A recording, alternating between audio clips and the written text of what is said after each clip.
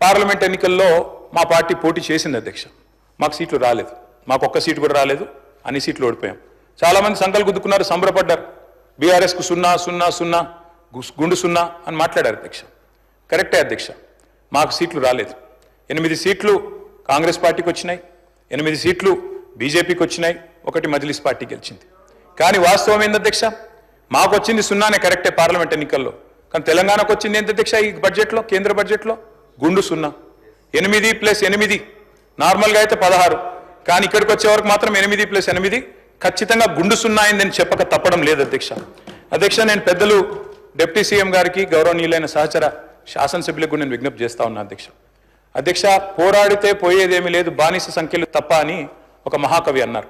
అట్లాగే కొట్లాడకపోతే కేంద్రం కూడా మనకు వినదు అధ్యక్ష, మనతో మాట్లాడదు, మనం అడిగినవి కూడా చేయదు. అడగందే అమ్మ కూడా బువ్వ పెట్టదంటారు అధ్యక్ష. అట్లే మనం కూడా కొట్లాడాల్సిందే, పోరాడాల్సిందే. దానికోసం మేము కూడా కలిసి రావడానికి సిద్ధంగా ఉన్నాం.